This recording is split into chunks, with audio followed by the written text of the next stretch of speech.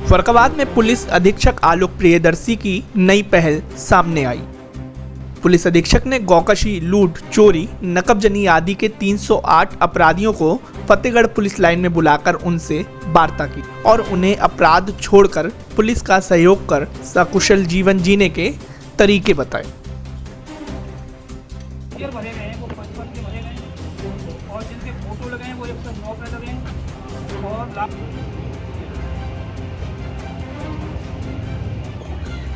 जैसे आप तीसरे नंबर पे बैठे हैं, हाँ नहीं आपने आपके आप किस मामले में जेल गए थे?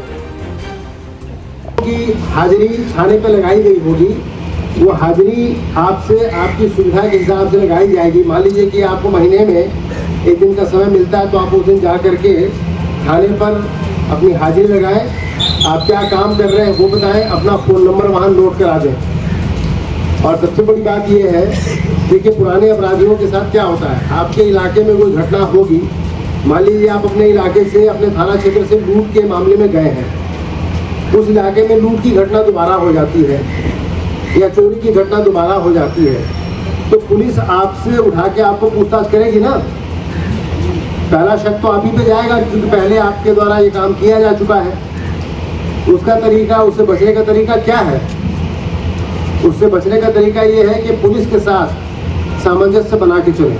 आपके इलाके में अगर अगल बगल कोई गलत किस्म की घटना हो रही हो या कोई लड़का अवैध गतिविधियों में है, उसकी सूचना आप थाने को गुप्त तरीके से भी दे सकते हैं।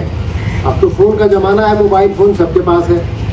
आप थानाध्यक्ष को फ़ोन करके बता सकते हैं कि देखिए साहब, हमारे मोहल्ले में फला लड़का है जो संदिग्ध टाइप का लग रहा है, तो उसकी गतिविधियाँ थोड़ी गलत प्रतीत हो रही हैं, हो सकता है कोई बड़ा काम कर दे।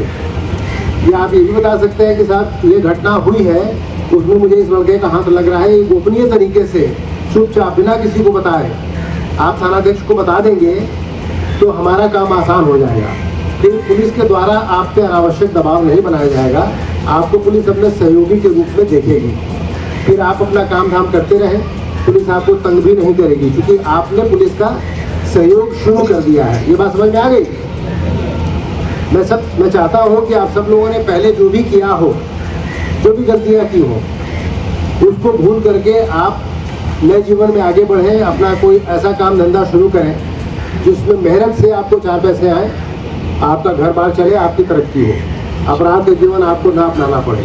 आप जब अपराध का जीवन अपनाते हैं तो पुलिस के द्वारा आपके खिलाफ कार्रवाई की जाती है। आप जब शांति से चलते हैं तो पुलिस के द्वारा आपके खिलाफ कार्रवाई नहीं की जाती है। और अगर आप पुलिस की मदद करते हैं किसी अपराध को खोलने में, तो पुलिस भी आपकी मदद करती है।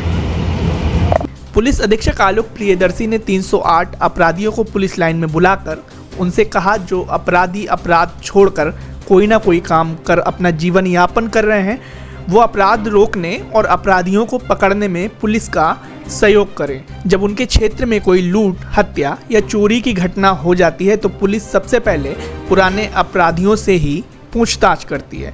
पुलिस अधीक्षक आलोक प्रियदर्शी ने कहा, इन सब से बचने के लिए एक ही उपाय है कि अपराधियों को पुलिस के साथ तालमेल बनाकर चलना होगा। सभी थानों में अपराधियों का सत्यापन चल रहा है। जो अपराधी 10 वर्ष पहले अपराध कर चुके हैं, उन सभी अपराधियों की पुलिस पूरी प्रोफाइल तैयार कर रही है।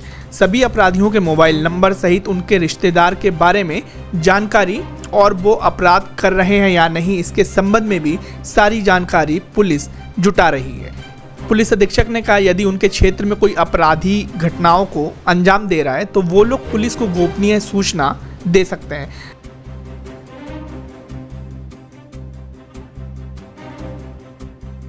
पुलिस अधीक्षक आलोक प्रियदर्शी ने बताया कि 10 वर्षों में करीब 1400 अपराधी चिन्हित किए गए हैं। अब तक 500 अपराधियों का सत्यापन हो गया है। जनपद में 1000 अपराधियों को चिन्हित किया गया है। आज 308 अपराधियों को बुलाया गया था, जिसमें 60 हिस्ट्री सीटर अपराधी भी शामिल हैं।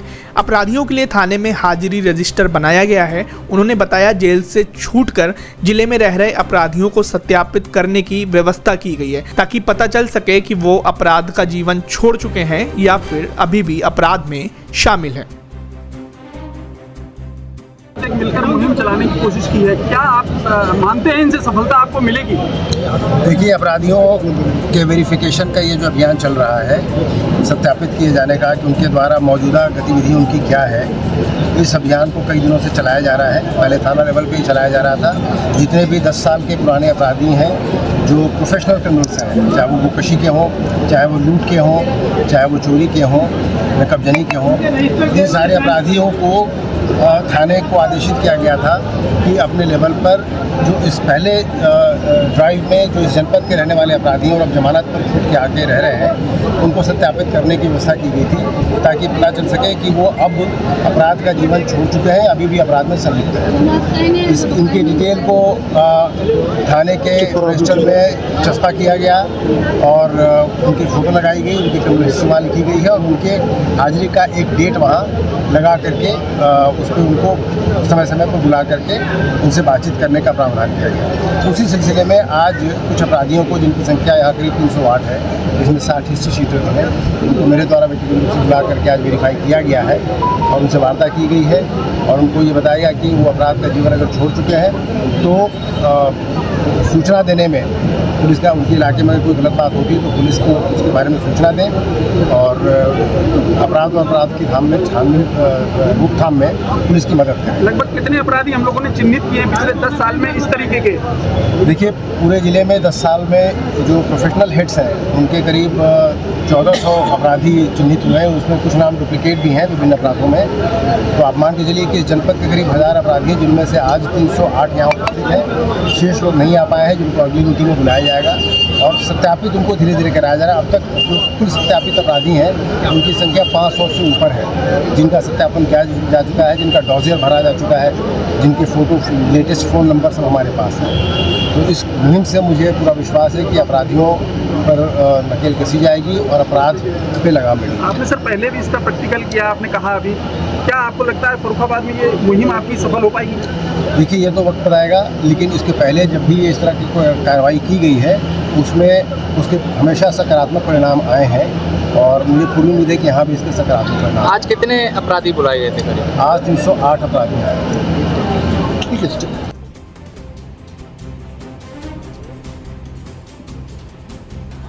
अब आप क्या कर रहे हैं? पुलिस अधीक्षक आलोक प्रियदर्शी की इस नई पहल को लेकर आपकी क्या राय है, हमें कमेंट करके ज़रूर बताएं।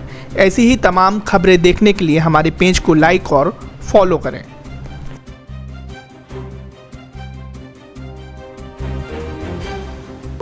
हाजिरी थाने पर लगाई गई होगी, वो हाजिरी आपसे आपकी सुविधा के हिसाब से लगाई जाएगी। मान लीजिए कि आपको महीने में एक दिन का समय मिलता है तो आप उस दिन जा करके थाने पर अपनी हाजिरी लगाएं, आप क्या काम कर रहे हैं वो बताएं, अपना फ़ोन नंबर वहाँ नोट करा दें। और सबसे बड़ी बात ये है, देखिए पुराने अपराधियों के साथ क्या होता है, आपके इलाके में कोई घटना होगी, मान लीजिए आप अपने इलाके से, अपने थाना क्षेत्र से लूट के मामले में गए हैं, उस इलाके में लूट की घटना दोबारा हो जाती है या चोरी की घटना दोबारा हो जाती है, तो पुलिस आपसे उठा के आपको पूछताछ करेगी ना।